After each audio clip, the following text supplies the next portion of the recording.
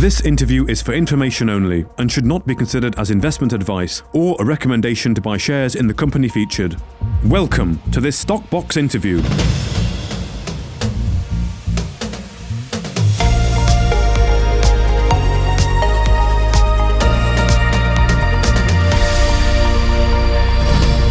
Hello and welcome to Stockbox. Katoro Gold PLC has just released an RNS which states that it's completed an initial fieldwork activities alongside ongoing desktop work on its 100% owned White Pine uranium project in northwestern Ontario, Canada. Now, joining me to tell us a little bit more about this news today is Patrick Cullen, CEO of Katoro Gold. How are you doing, Patrick? Hi, Pam. Yeah, good to be back. Oh, great to have you with us. Now, interesting RNS that you've put out today. But tell me, Patrick, why did Katoro Gold opt for direct staking to acquire the White Pine uranium project? I mean, what benefits does this approach offer? Well, first of all, the ground was attractive for a number of technical reasons. There's historic data that shows that it was attractive. And actually, I was reviewing a series of projects and looking at data in Ontario. The ground was open. And the advantage here is it's essentially cost. It means that we were able to stake this ground relatively cheaply. We didn't have to pay any earning, or we don't have any ongoing commitments in terms of other revenue streams, like, for example, net smelter returns, etc. So when we say 100%, it's 100% and with no hanging obligations. Wonderful. Yeah. So I'm assuming that obviously because you're owning it 100%, that whatever you find there is owned by yourself as well. Absolutely. There you go. So what work has Katoro Gold completed on the White Pine project so far? What insights has it provided about its potential? Okay, excellent. Yeah. So in the initial phase, when we were reviewing the opportunity, obviously we became aware that there was a lot of historic data that was going to be very useful. And some of it pointed in the direction of us saying, well, we have to get our hands on this. This looks like it's got great potential. But what we've done in the meantime is collate that information, start to understand areas where it could be interesting to go look, and to ground what geologists call ground truth, what we call, so I said ground check certain things. So we basically started a reconnaissance work and an orientation, and basically it comes in two main phases. The one is to go in there, ground true things that we've seen in the data that we'd like to confirm on the ground. And the second thing is just to make more general observations in terms of access, the kind of ground cover, vegetation, the density of forest and such.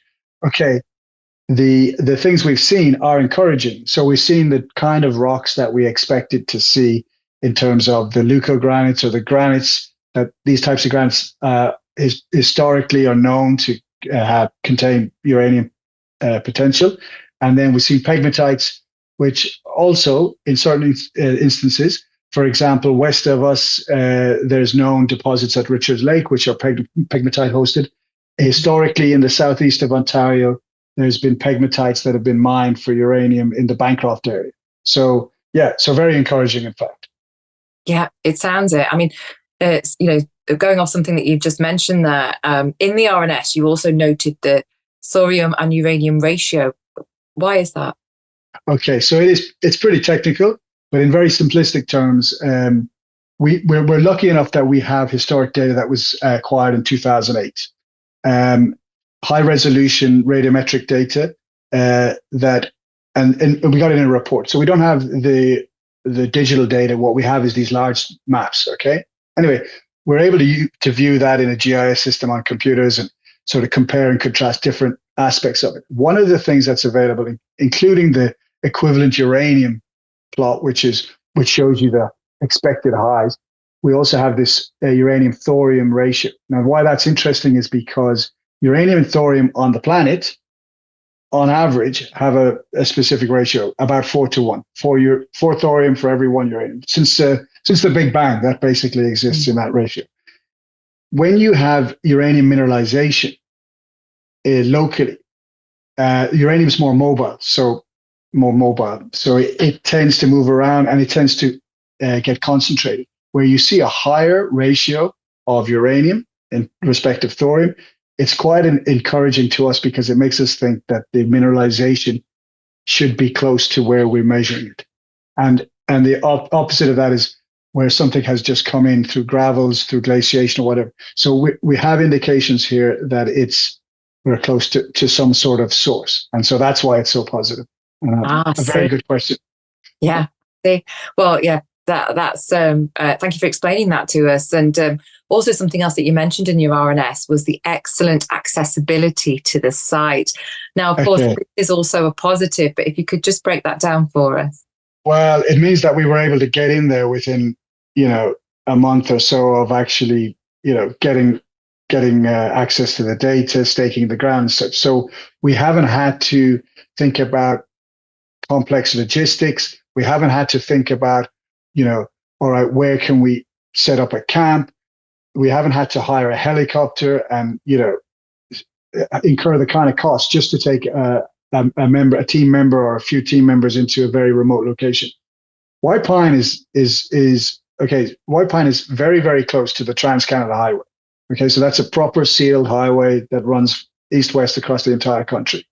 It's open. I mean, it obviously gets heavy snowfall here at certain times, but it's open year-round, technically. From there, we have graded logging routes. So there's a lot of commercial logging activity in the area, and that's provided us with ready access. We have two main routes passing on the sort of north-south through the project, east and west. And from there, we've had logging activities. There was a photograph included in the RNS just to give a sense of what the area looks like. So there's graded roads, which means that they'll be usable for a large part of the year. And beyond that, there's tracks which were actually created during the logging process over the years. And some of it's a few decades ago, some is more recent. Those tracks are still accessible to smaller vehicles. I've mentioned ATVs, snowmobiles when there's snow on the ground, and by foot, as opposed to a situation where you just have zero access, no roads. And that's quite common in Canada. Canada's a very big place. There's a lot of exploration that's happening far north of us, away up in Saskatchewan. And it's a serious overhead. So for a company of our scale, a junior explorer, big bonus. Wonderful, wonderful. Well, based on your recent news, what are the next steps and milestones, would you say, Patrick, as we complete this year and go into Q4? Yeah, so, well, I mean, the work that we've done now, and I mentioned ground truthing or ground checks. So I'm still taking a lot of that information, what we've learned in the locations that we covered. And we covered, significant kilometers on foot. We walked traverses, took various measurements, observations.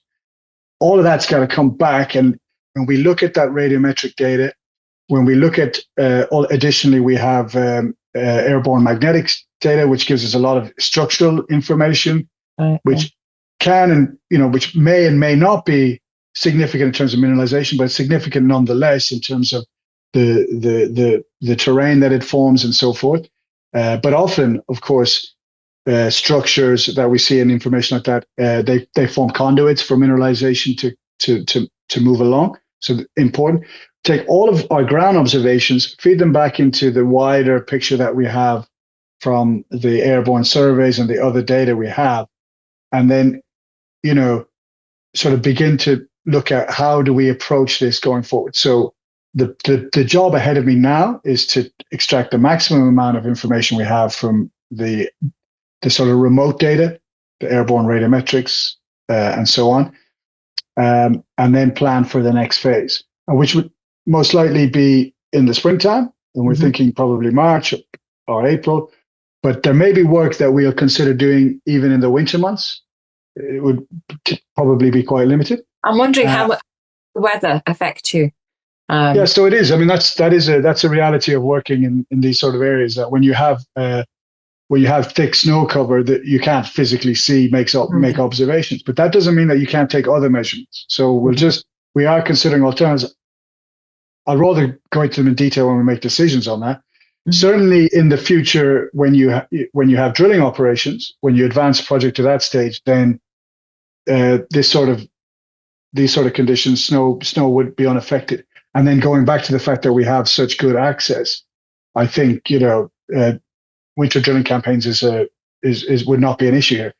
But for this particular quarter now, it's about assessing what we've got, trying to extract the best understanding, and really choose the best path forward. And it's not a simple question of, oh, we're going to do just some soil sampling, or we're going to do rock chip sampling, or we want to do some take additional geophysical measurements as such, trenching, etc.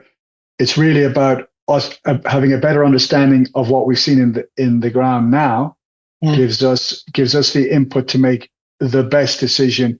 Okay, there's no sense in us doing rock chip sampling there because we have literally 2 kilometers of forest cover and no outcrop. Okay, so we have to think about, what's the solution to this exploration sort of challenge. Well, thank you, Patrick, for your time and for providing a deeper insight into the RNS that's been released. And no doubt we'll be speaking to you again in the near future following your developments here at Katoro.